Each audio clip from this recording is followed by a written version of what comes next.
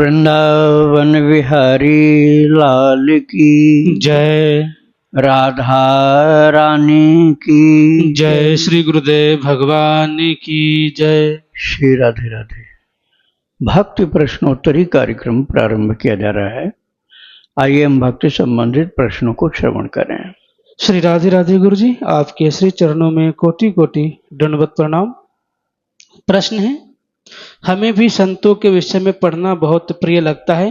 प्रीति विशेष रूप से अयोध्या जी से श्री सीताराम जी से जुड़ी हुई है, इसलिए वहाँ के संत भक्त के विषय में पढ़ने की ज़्यादा उत्सुकता रहती है, परंतु कोई ग्रंथ मिल नहीं पा रहा जिसमें मुख्य रूप से अयोध्या जी के संतों की चर्चा हो। कृपया कर आप कोई ऐसा ग्रंथ बता दीजिए जिसमें मुख्य रूप से वहाँ के संतों की चर्चा हो, जैसे राम प्रसादाचार्य जी महाराज, युगलानंद जी महाराज, प्रेमलता जी, रसोमोदता जी, रसिक अली जी, विश्वनाथ जी रीवा के, लक्ष्मण शरण जी महाराज, झुनझुनिया बाबा, खाकी बाबा, रामचरण दास जी महाराज, गोमती दास जी महाराज, राम बल्लभा शरण जी महाराज, बैजनाथ जी, सेठ जी, रामचरण कनकनी जी महाराज आदि। बहुत आभार होगा ऐसी कोई ग्रंथ है तो जिनमें इनकी चरितावली मिले। श्री राधे राधे। देखो, इसमें से कुछ तो मैंने सुनाए भी हैं, कुछ भक्तमाल में भी हैं, लेकिन ये सब प्राप्त आपको करना है तो आपको अयोध्या ही जाना पड़ेगा। अयोध्या के रसिकाचार्य, अयोध्या के रसिक संत, ऐसे नाम आप बताना धार्मिक पुस्तकालय पर, तो आपको पुस्तक मिल सकती है। श्री राधे राधे। प्रश्न है गुरु जी, नेपाल से हैं।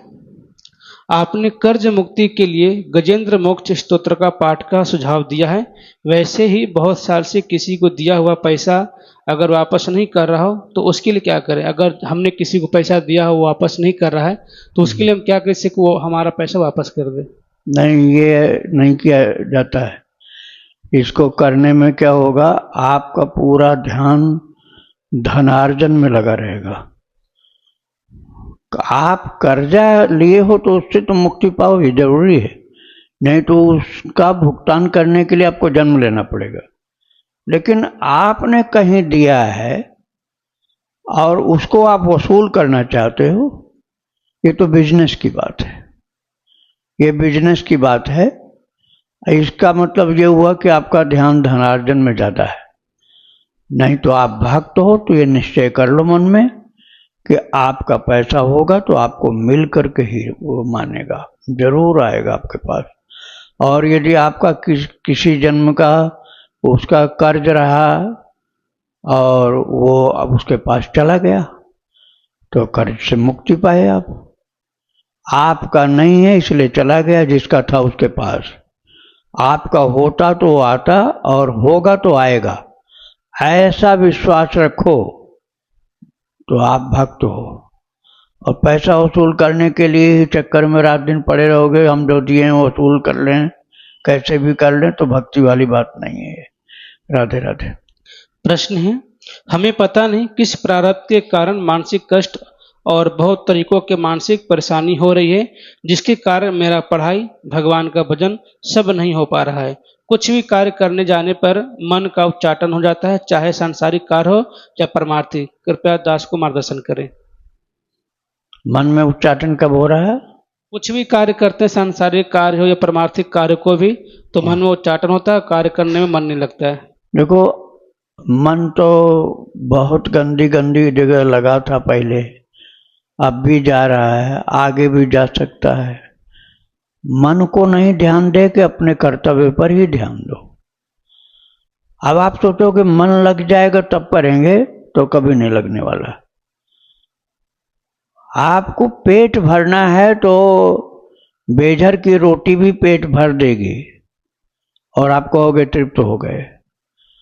और आपको मन के अनुसार ही मिलना चाहिए, तो भूखे मरते रहो। पेट बुझाना, पेट की अगन बुझानी है तो जो मिल जाए खा करके तृप्त हो जाते हैं।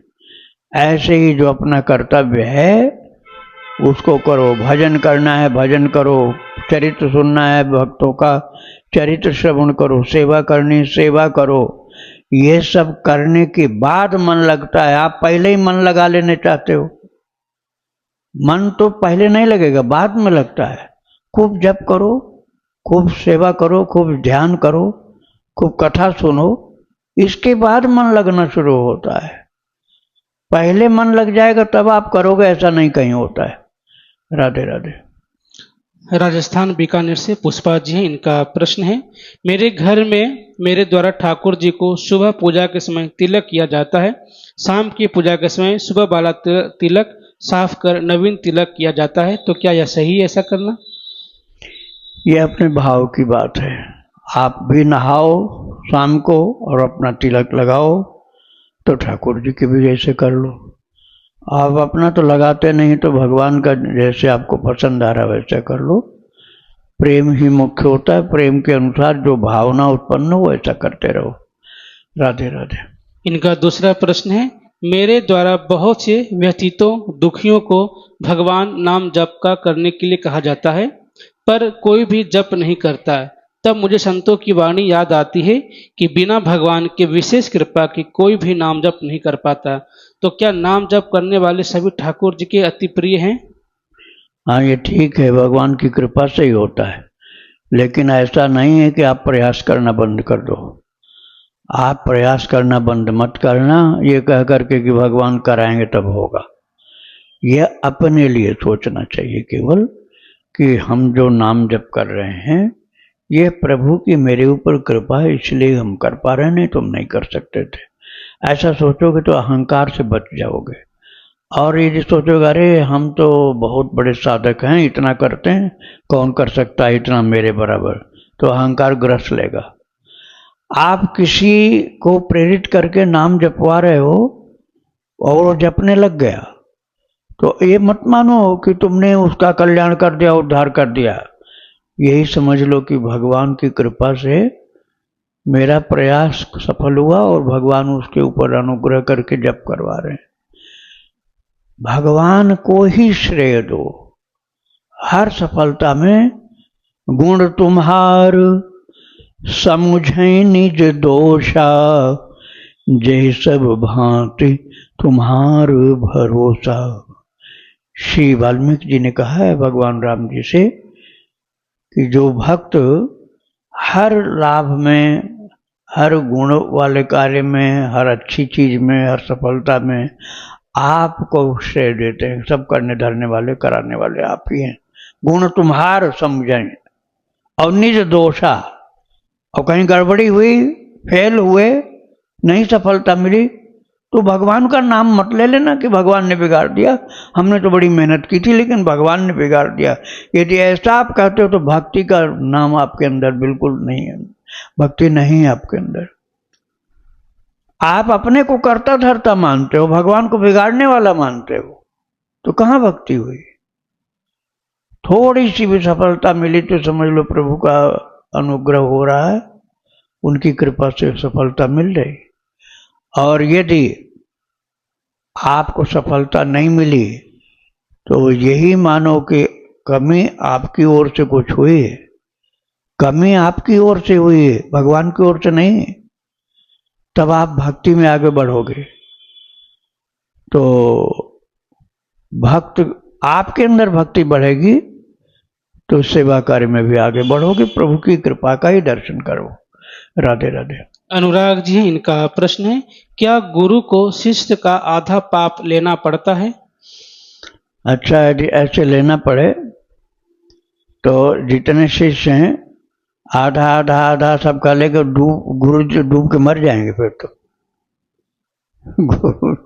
मान लो उनके 100 शिष्य हैं और 100 में से सबने आधा आधा दिया और तो गुरु जी की क्या हालत हो जाएगी। ये सब बात नहीं है। न आपकी भजन से गुरु जी का उद्धार होता है, न आपके पाप से गुरु जी नरक में जाते हैं। आंशिक हल्का सा असर पड़ता है। ऐसा नहीं कि आधा पाप गुरु जी ले लेते हैं या आधा पुण्य गुरु जी ले लेते हैं, ये बात नहीं है। कुछ हल्का सा असर पड़ता है, उसमें आधा चौथाई का 10वां हिस्सा भी नहीं है।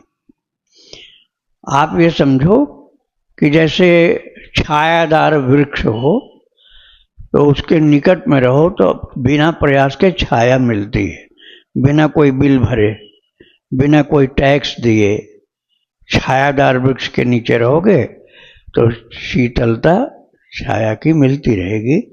ऐसे ही महान जो संत सद्गुरु होते हैं उनके चरण शरण में रहो तो उनकी कृपा की छाया मिलती रहती है, आपको उनके सानिध्य का लाभ मिलता है। बस ये सावधानी रखनी है कि हमारे द्वारा कोई ऐसा कार्य न हो कि गुरुदेव को कष्ट हो जाए, इतना ही सावधानी रखनी है। ये बात जो बहुत ज़्यादा बढ़ा चढ़ा के लोगों ने कह दिया कि आधा पाप गुरुजी आधा पाप चेला जी, ऐसे बंटवारा नहीं होता कहीं। श्री राधे राधे। इनका दूसरा प्रश्न है, कई बार मैं गिरी हुई तुलसी दल भगवान को चढ़ाता हूँ, तो क्या एकदम सूखी पत्ती भी भगवान को भोग लगा सकते हैं? जब हरी तुलसी नहीं मिले तो विवशता में ऐसा किया जाता है। आदेश है शास्त्र का कि तुलसी को, बिल्व पत्र को, शिव जी को बिल्व पत्र, भगवान नारायण को तुलसी, एक बार नहीं अनेक बार, वही बार बार चढ़ा सकते हैं। राधे राधे। इनका अगला प्रश्न है, हनुमान जी को गुड़ चना का भोग लगाते समय क्या उसमें भी तुलसी दल डालना चाहिए? हाँ, हनुमान जी तो राम जी के भक्त है ना, पहले तो भगवान राम को ही खिलाएंगे, वो राम जी को थोड़ा सा खिला देंगे, उसके बाद प्रसाद बन जाएगा, फिर पाएंगे, तो तुलसी अर्पण करना चाहिए। राधे राधे। इनका आखिरी प्रश्न है, क्या अन्य व्यक्तियों को हमारी पहनी हुई कंठी माला स्पर्श करने देना चाहिए? ऐसा नहीं करने देना चाहिए। अपनी ये चीज अलग होती है, अपनी जप माला, अपनी गले की कंठी, ये अपनी प्राइवेट चीज है, सार्वजनिक चीज नहीं है कि जिसका मन में वही उठाओ, वही जप करो, वही छुओ, ये गलत है, ऐसा नहीं करना चाहिए। उसमें जो शक्ति है, जो महिमा है उसकी, वो सुरक्षित नहीं रह पाती है। जब आप हर किसी को छूने देते हो तो महिमा सुरक्षित नहीं रहती है। इसलिए उसको अपनी व्यक्तिगत वस्तु ही बना के रखो, सार्वजनिक नहीं कि जब चाहो जो जो अपने हाथ में ले लेके देखते रहें, वो कभी नहीं करना चाहिए। राधे राधे। आशा जी हैं राजस्थान से, इनका प्रश्न है, अजामिल ने अंतिम समय में पुत्र के बहाने नारायण भगवान को बुलाया तो उसे भगवत धाम की प्राप्ति हुई। दशरथ जी महाराज ने राम जी को याद करते हुए, राम राम कहते हुए, राम जी को पुकारते हुए प्राण त्यागे, फिर भी उन्हें पहले स्वर्ग जाना पड़ा, इसका क्या कारण है? पहले शास्त्र का अध्ययन करो तब सही प्रश्न कर पाओगे। तुम्हारा जो प्रश्न है ना, वो बता रहा है कि एक भी अध्ययन नहीं किए हो, न रामायण का न भागवत जी का। भागवत जी में लिखा हुआ है, जो तुमने कहा ना कि अजामिल ने नाम पुत्र का ले लिया नारायण तो भगवत धाम चला गया, वो बात नहीं है। बात यह है कि जब नारायण नाम पुत्र का पुकारा है तो जो वहां पर यमराज के दूत थे उनके सामने भगवान के पार्षद आ गए और उन्होंने थोड़ा समझाया पहले भगवत पार्षदों ने कि देखो तुम लोग यहां से भाग जाओ, ये भगवान का नाम लिया, इसको नहीं छू सकते हो, और जब जाने को नहीं तैयार हुए तो गदा उठा लिया कि हम मार देंगे तुम लोगों को, भगवान के नाम को इसने बोला है तुम नहीं छू सकते हो। तो डांट फटकार करके शक्ति अपनी दिखा करके विष्णु पार्षदों ने भगा दिया। अजामिल भगवत धाम नहीं चला गया, अजामिल जीवित हो गया, मरते मरते जीवित हो गया। और फिर उसने अपनी वेश्या पत्नी जो थी उससे कहा राम राम सीताराम, मैं जा रहा हूं, बस इसके आगे कुछ नहीं। वो पूछती रह गई कहाँ जा रहे हो, और अजामिल का घर कहाँ था? उन्नाव में, उन्नाव कानपुर के रास्ते में वहां घर था। अब बस गंगा किनारा पकड़ लिया उसने और परिवार के न किसी बाल बच्चों को लिया न पत्नी को लिया, चल दिया वो और उत्तराखंड की तरफ, हरिद्वार और ऊंचाई पर ऋषिकेश और ऊंचाई पर उत्तराखंड में जा गंगा किनारे पूरा भजन में लग गया और भजन करते करते तब भगवत धाम को गया। अब आप समझ लीजिए प्रश्न आपका कहाँ से शुरू हो रहा था कि वो नारायण नाम बुलाया तो भगवत धाम चला गया। धाम नहीं चला गया, उसके जो यमराज के दूत थे वो भग गए, विष्णु पार्षदों ने भगा दिया। फिर वो घर छोड़कर चला गया भजन करने, तप करने। और तपस्या और भजन करके तब भगवत धाम गया। तो ये प्रश्न तुम्हारा निरर्थक था, इसलिए क्योंकि आपको जानकारी नहीं, इसलिए प्रश्न भी गलत था आपका। अब दूसरा भी गलत है प्रश्न। दूसरा प्रश्न आपका यह है कि दशरथ जी ने राम राम नाम लिया तो वो भगवान के धाम नहीं गए, वो स्वर्ग चले गए। ये प्रश्न भी गलत है। वहां लिखा हुआ है कि 6 बार राम नाम लिया। राम राम कहि राम कहि, राम राम कहि राम, तनु परिहरि रघुबर विरह, राव गए सूरधाम। 6 बार नाम लिया है, फिर गए सूरधाम। सूरधाम मतलब देवताओं के धाम, अर्थात स्वर्ग में गए। अच्छा, अब भगवान के धाम नहीं गए, ऐसा आपको कैसे पता चला कि भगवान के धाम नहीं गए? यहाँ तक की बात तो ठीक है आपकी, लेकिन भगवान के धाम नहीं गए ये बात गलत है। बात ये थी कि दशरथ के मन में ये भावना थी कि मुझे राम जी को राज्याभिषिक्त होते देखना है। श्री राम को अयोध्यापति बनाया जाएगा तो मुझे दर्शन करना है, इसलिए उनको स्वर्ग में रोका गया उतने दिन के लिए कि भगवान राम आएंगे, उनको राज्याभिषेक किया जाएगा, तब दशरथ जी दर्शन करने आएंगे। और यदि भगवत धामों चले जाते तो यदि गत्वा न निवर्तन्ते तद्धाम परमम मम, तो फिर वहां से आ नहीं पाते, वो दर्शन नहीं मिल पाता। इसलिए राज्याभिषेक के समय तक स्वर्ग में रहे, और इसके बाद जब राज्याभिषेक हो गया तब श्री दशरथ जी महाराज भगवान के धाम चले गए। अब आपके प्रश्नों को स्पष्टीकरण कर दिया हमने। तो प्रश्न तो ठीक नहीं था, लेकिन इससे सही ज्ञान का पता चल गया आपको कि अजामिल जी भगवत धाम नहीं चले गए थे। नारायण बोलते ही यमराज के दूत भग गए, विष्णु पार्षदों ने उनको भगा दिया, वे जीवित हो गए, घर छोड़ दिया, तप करने चले गए परिवार के लोगों को छोड़कर। उसके बाद तपस्या करने के बाद भगवत धाम गए अजामिल। और दशरथ जी महाराज को राम जी का राज्याभिषेक देखना था, इसलिए वो स्वर्ग में चले गए। लेकिन जब राज्याभिषेक हो गया तब उसके बाद फिर भगवान का वही दर्शन उनको प्राप्त करना था। उसके बाद वो कामना से मुक्त हो गए और भगवान के धाम पहुंच गए। श्री राधे राधे। अनुराधा जी हैं गुरुग्राम से, इनका प्रश्न है, गुरुदेव आज भी हमारे समाज में यह रीति चली आ रही है कि अमुक दिन इस रंग का वस्त्र पहनो, अमुक दिन इस रंग का मत पहनो, तो क्या आज के भी समय में यह बात उचित है? जिसको भक्ति नहीं करने उसके लिए सब उचित है, और जिसको भक्ति करने उसके लिए सब बेकार है। और संतों को जो पीले पहने हैं या लाल पहने हैं या सफेद पहने हैं, क्या रोजाना बदलते देखते हो उनको? वो तो जीवन भर वही पहने रहते हैं। अरे भगवान के ऊपर विश्वास करो, ग्रहों के ऊपर क्यों विश्वास करते हो? ग्रह तो दुर्गति करते हैं। भजन रोजाना बदलते रहो। आज राहु का जप करो और कल शनिदेव का जप करो, कल परसों केतु का जप करो, फिर बुध का करो, बृहस्पति का करो, सब ग्रहों का।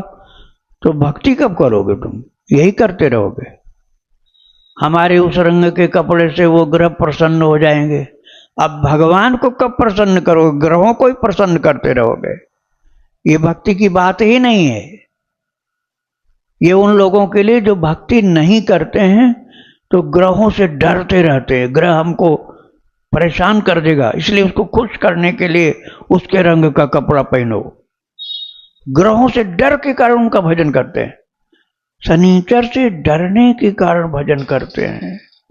शनिचर दुर्गति कर देगा, ढैया आ जाएगी, 7.5 आ जाएगी, वो मार डालेगा हमको।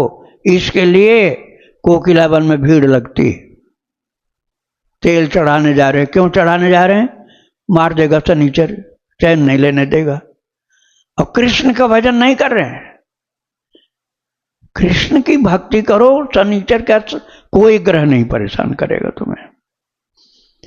तो भक्ति करोगे तो कपड़ा रोजाना नहीं बदलना पड़ेगा अलग अलग रंग का, और भक्ति नहीं करोगे तो 7 दिन का अलग अलग रंग का रखे रहो और रोजाना नए नए पहनते रहो। राधे राधे। इनका दूसरा प्रश्न भी ऐसे ही गुरुजी, जैसे हमारे घरों में बड़े लोग बताते हैं कि वीरवार को कपड़े मत धोना, मंगल शनि और वीरवार को बाल मत धोना आदि, कृपया इन शंकाओं के बारे में भी बताने की कृपा करें। पहली बार तो वीरवार होता ही नहीं कहीं, निर्बल वाला भी दिन कोई होता है क्या? एक वीर है, एक वीरता से मुक्त है। वीरवार नहीं होता, बृहस्पतिवार होता है। बृहस्पतिवार, उसी को गुरुवार बोलते हैं। गुरुदेव देवताओं के बृहस्पति हैं, इसलिए गुरुवार बोला गया और बृहस्पतिवार बोला गया। वीरवार ऐसे संक्षिप्त नाम बना लिया लोगों ने। तो उनके लिए क्या प्रश्न था वीरवार का? क्या काटना?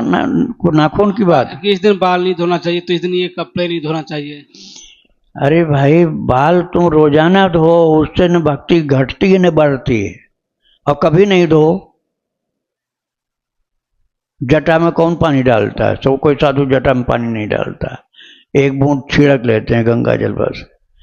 अब माताएं जाड़े भर कहाँ अपने केस धोती हैं? कभी हफ्ता 10 दिन में धोती होंगी, रोजाना तो नहीं धोती। तो ये कोई भक्ति की बात नहीं है। ये भक्तिहीन व्यक्तियों के लिए, अपने को संकट से बचाने के लिए सोचते रहते हैं, ऐसा कुछ न हो जाए कि संकट में पड़ जाएं। एक ही तो उपाय है कि भगवान की भक्ति में खूब ज्यादा लग जाओ, सब संकटों से मुक्त हो गए। और दुनिया भर के कार्य करते रहोगे तब भी संकट नहीं कटेंगे। राधे राधे।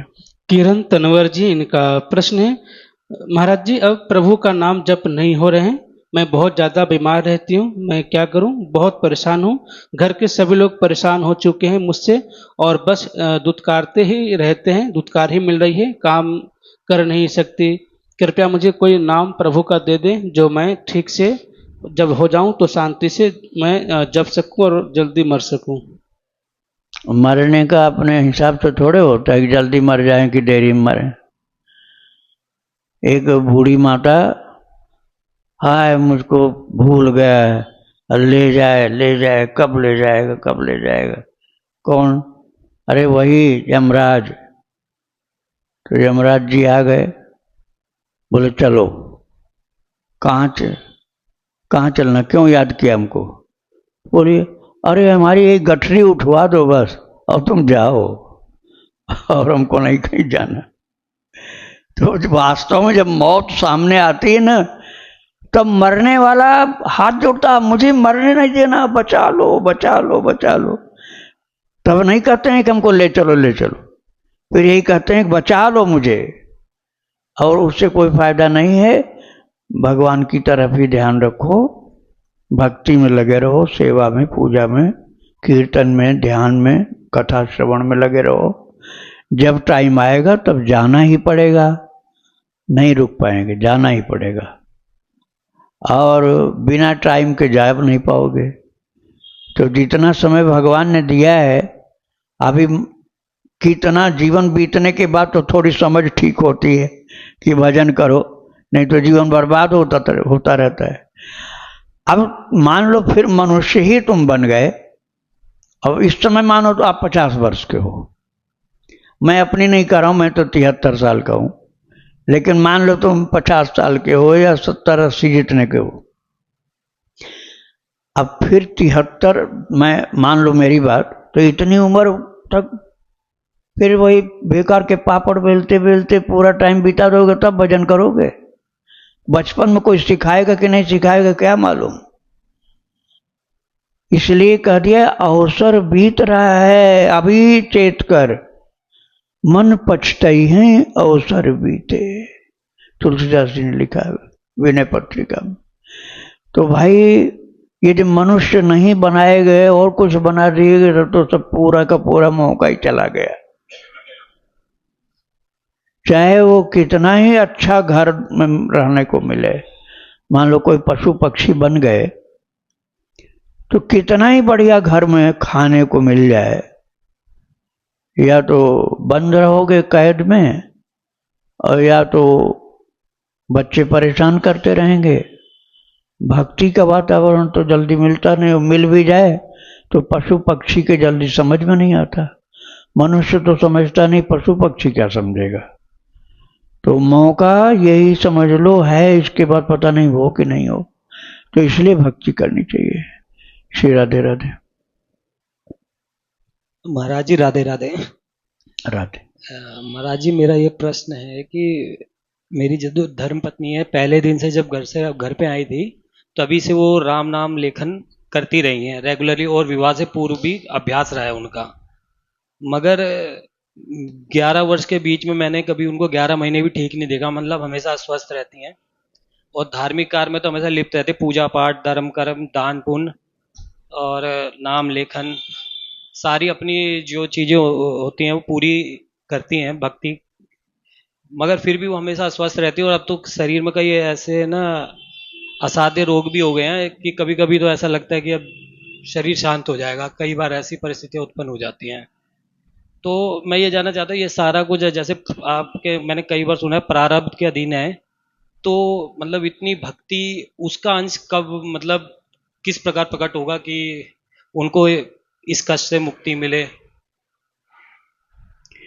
देखो, हमसे ज्यादा हितैषी हमारे भगवान होते हैं।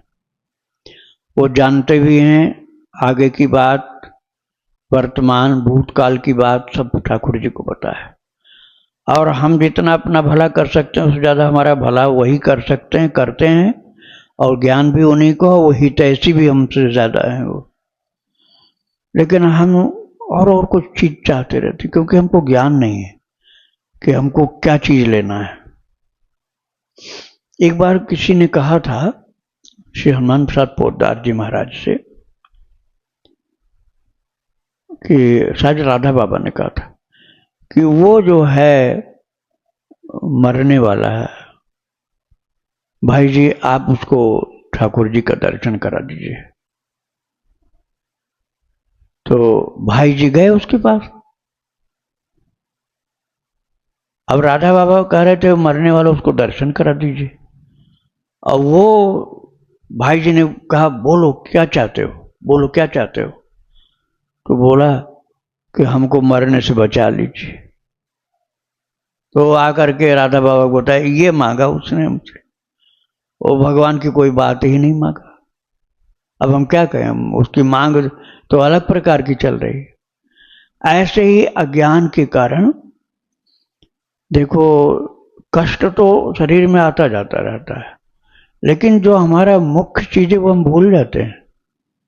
उस दिन भाई जी उसको भगवान का दर्शन कराने के लिए ही गए थे राधा बाबा की प्रार्थना से।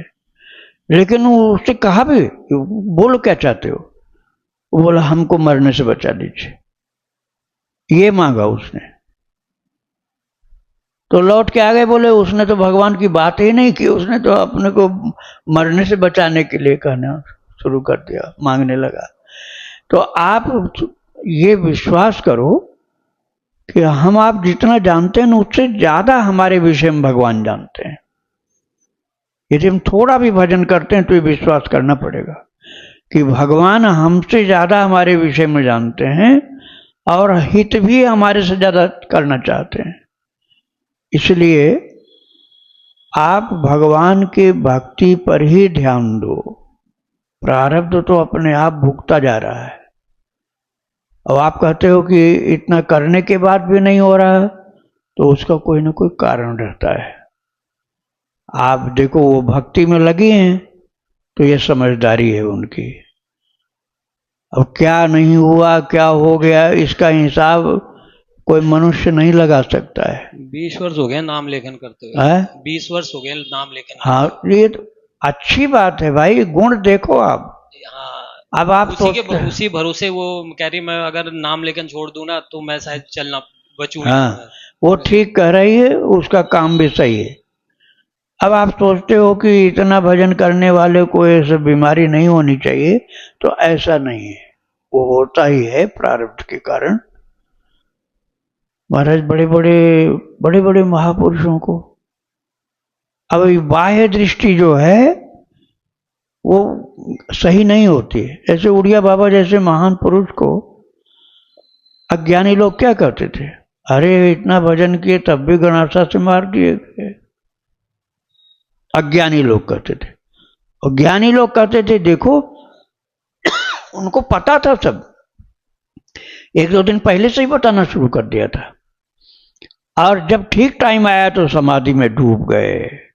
शरीर का होश हवासी छोड़ करके गहरे ध्यान में बैठ गए, डूब गए। अब चाहे गणासा चलाओ चाहे फूल चढ़ाओ, कोई अंतर नहीं उनके ऊपर होना। तो ऐसी स्थिति थी कि चाहे कोई फूल की माला पहनाओ चाहे कोई दुख दे, उनके ऊपर कोई असर ही नहीं होना। ये है ज्ञानी की स्थिति। श्री पोद्दार जी महाराज कितना भयंकर पेट में कैंसर था उनको, लेकिन वो निकुंज सेवा में राधा कृष्ण के पास हैं। देखने में शरीर बाहर बीमार है। ऐसे ही भक्त ज्ञान जो होता है, भक्त का ज्ञान, उसको सामान्यतः आदमी समझ भी नहीं सकता है। श्री राधे राधे। वृंदावन बिहारी लाल की जय। राधा रानी की जय। श्री गुरुदेव भगवान की जय। श्री राधे राधे।